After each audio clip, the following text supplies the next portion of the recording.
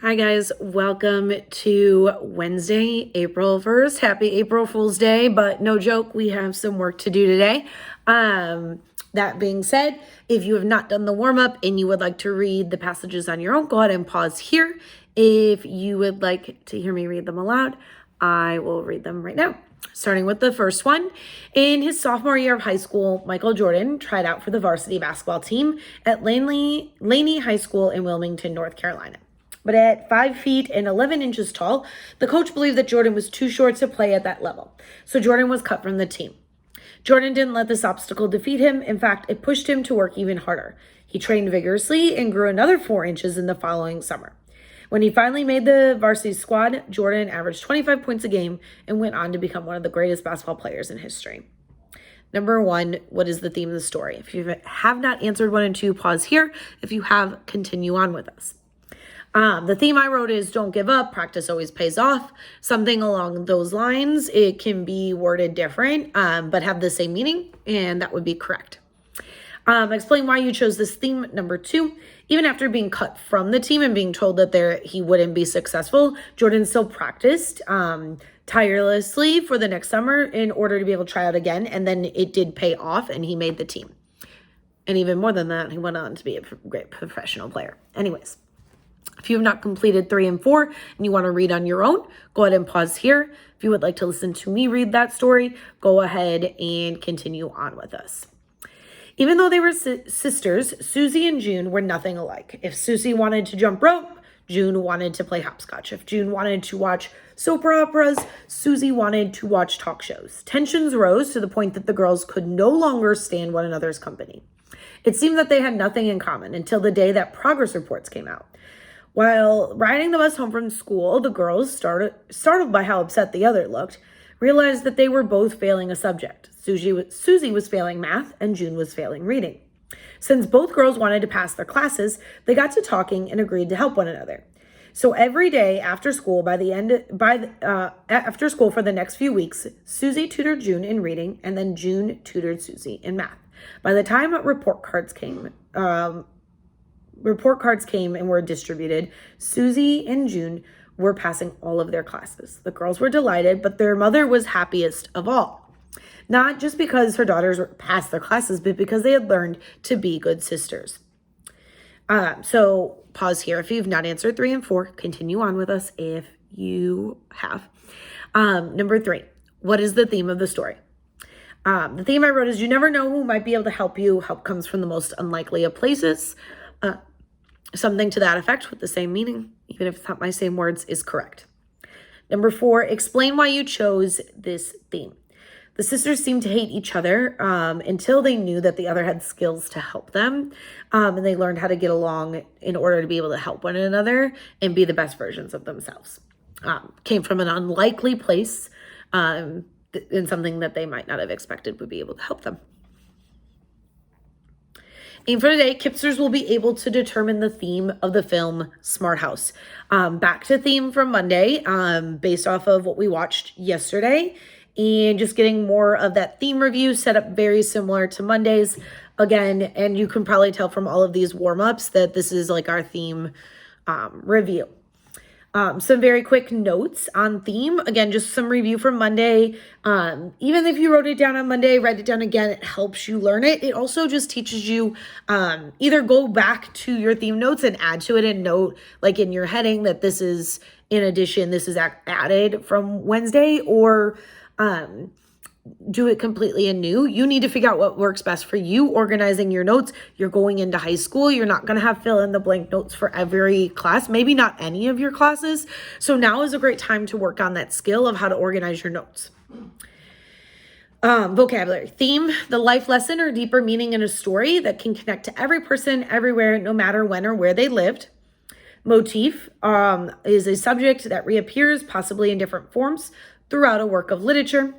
Some subjects that motifs might including are emotions, ideas, situations, character types, objects, and settings. How to determine theme. What ideas or events keep happening or reappear?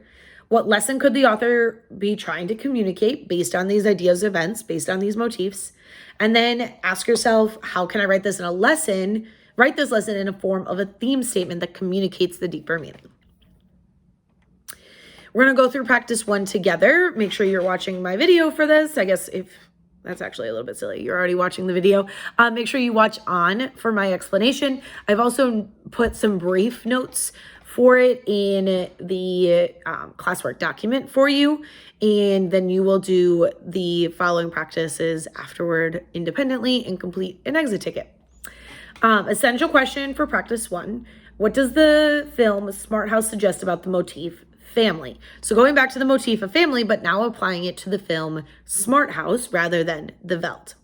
Just like before, I've given think about it questions rather than trying to do a CER from far away, and then you will answer your essential question. Our think about it question number 1. How does the family act at the beginning of the story? Who is doing all of the work for family? Give it some examples. So thinking about the start of Smart House, they function mostly like a normal family, but are missing a mom because she has passed away. So Ben does a lot of the work for the family. Some examples are that he packs the lunches, cooks breakfast, helps his sister study her spelling words. So things that maybe like a normal mom, or if dad was more present because he wasn't working, would typically do. Number 2, why does Ben enter the contest to win Smart House and Pat? So what I'm thinking, and he actually tells us this at different points in the story, is that he wants the family's life to be easier. So that's why he enters the contest. That way he can act more like a kid and not have all the responsibilities that we listed off in number 1, but still know that the entire family is taken care of. Number 3, why does Ben not try out for the basketball team, even though he loves basketball? So he actually tells his sister Angie in a very he's very frustrated way after Sarah starts to become part of the family, that he wants to make sure that to take care of the family and make sure that no one thinks they need a mom to replace the mom who passed away. And so that's why he doesn't try out for the basketball team or anything that would take him away from being able to serve his family first and foremost. Number 4, how does Ben react to Sarah spending time with dad? How does Angie react? So Ben is pretty negative about dad and Sarah spending time together. He feels like Sarah might try to replace his mom, while Angie is pretty positive about it. But she also admits that she doesn't remember their mother very much because she was much younger than Ben when she passed away. But she is sad that Ben is upset and feels bad that she expresses sorry, man, I don't remember her, and I didn't realize that you weren't going out for basketball because you were doing all these things for us and whatnot. Number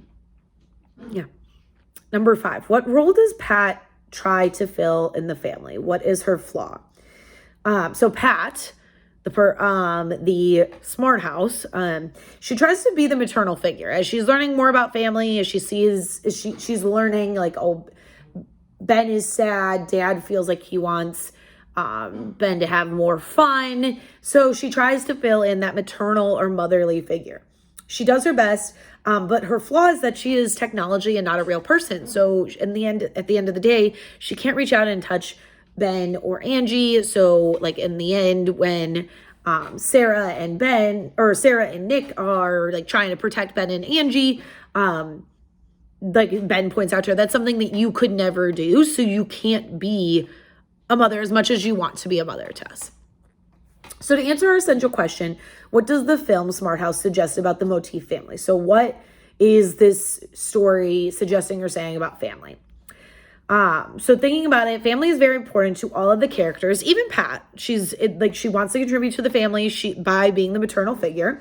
How each character views family, though, is a little bit different. Ben is protective of his original family, doesn't want anyone making a move to replace his mother, while Nick, dad, is open to adding something extra to the family, adding Sarah in, not replacing his original wife who passed. Angie's excited to have someone new in her life. She likes Sarah and gets along with her. And Pat tries to do her best to make everyone happy. And that's why she ends up, although we know it goes a little bit of a ride, making those changes to herself, especially after Ben meddled with the technology a little bit. In the end, it causes Pat to go too far, and Ben and Sarah work out their differences so that then Sarah can be part of the family, and it just, all the conflict goes away as everybody communicates more. I'm going to read just a couple of directions and finish up making sure everyone knows what they need to do for the rest of the classwork, and then we'll be done. So the other two motifs that we are going to explore with practice 2 and 3, just like earlier in the week, are going to be technology and happiness. So again, Ben is worried about his family being happy, and we see that pop up a lot. So that's a motif. And then the whole going from almost no technology to the smart house is something that is reappearing, and the different ways that the technology is affecting their life. So those are going to be the other two motifs to explore. Directions for both practice 2 and 3. Complete the graphic organizer for the essential question by typing your answers to each question in the box provided. Use criteria for success to check that you've done all of these steps for each question. If you're confused, rewatch this video on how to complete this. If you're still confused, please come to office hours, 10 a.m. in Zoom. And then call/text or send me an email. If you're working on this rather late at night, please send an email or comment in Google Classroom rather than a text, because I will not be answering texts if it's super late at night. Criteria for success, essential question table. Each think about it question has an answer. Essential question answer box answers the essential question at the top of the section, and all answers are in complete sentences. After you do practice 2 and 3, you have an exit ticket, what best expresses the theme of the film Smart House, and then your part B, rather than give text evidence because it is a movie, you're going to just give an example, put it in your own words, something that happened, list an event, and then give your reasoning why that supports the theme. I'm only asking for one example and one reasoning since it is in film form. If you have more, feel free to submit more. Then do your 15 minutes of Lexia practice and click turn in on Google Classroom so that I know you are done with your work for the day, and I will get you feedback and grade it. As always, call me, beat me if you want to reach me. I really hope you all know the Kim Possible reference by now, and have a great day, guys.